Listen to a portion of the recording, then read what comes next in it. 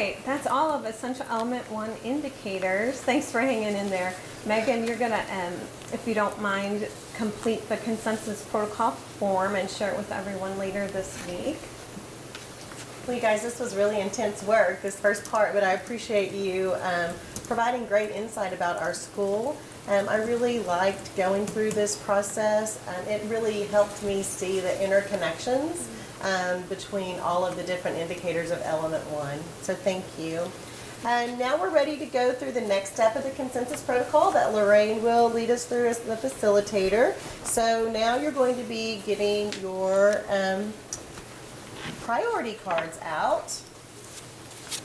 And those are the ones that say assess priority, and they say lowest, medium, and highest. And so if you'll get those three cards out, then Lorraine will take us through the next part. Thanks, Shelley. Okay, so like she said, the cards are labeled high, medium, and low.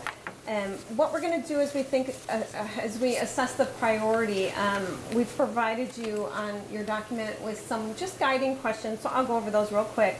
So element 1, we want to think of that is, when we think of element 1, is it one of the 5 areas that we may want to prioritize, thinking about Marzano study and the things that we learned from that?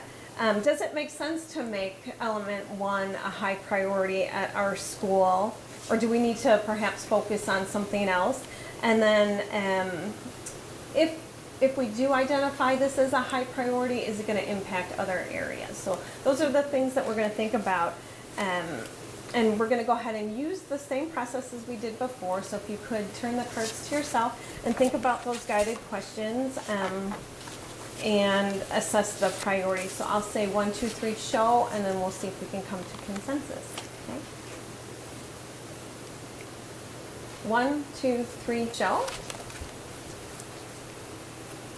Okay, looks like we have consensus that Essential Element 1, academic performance and curriculum, is going to be a high priority for us. So thank you for doing that. Megan, if you would please record that as a high priority on our consensus form, that would be great. Obviously, curriculum is going to be very important as we develop our plan to improve, our continuous improvement plan. And so now Lorraine's going to lead us through this last step. So you've got your last 3 cards, which are the opportunity score cards, that look like this. So now I'll pass it over to Lorraine. Thanks, Shelley. So the cards are labeled 1, 2, and 3. So when we're assessing the ease of fully implementing Essential Element 1, consider these descriptions. 1 would require a change in current policy and budget conditions. 2, it may be accomplished within the current policy and budget conditions. Or 3, it's relatively easy to address. Okay, so let's go ahead and follow the process. So hold the cards and let's give it an opportunity score. And again, I'll say 1, 2, 3, show, and we'll see if we can come to consensus. 1, 2, 3, show. Okay, looks like we have consensus. We're going to give this an opportunity score of 1.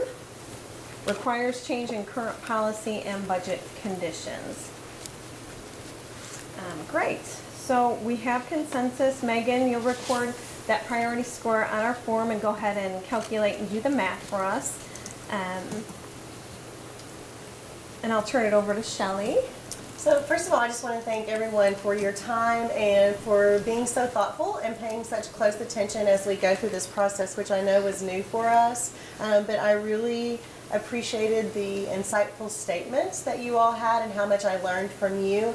And most importantly, I loved being able to equally hear from everyone's voice. I think that piece is so important. So thank you all for engaging in this process. So just to recap what we've done today, we've looked at our research-based evidence, and we've used that as we've shared and how we've used it during the process to build a consensus and see what our current level of implementation, priority, and opportunity are to make curricular changes to improve the academic performance of our students. Thank you, Robin. And thank you for participating in this collaborative work. We'll do this again next week, so we're going to just end our meeting by completing our agenda. Thanks, Lorraine. Thank you. Thank you. Thank you.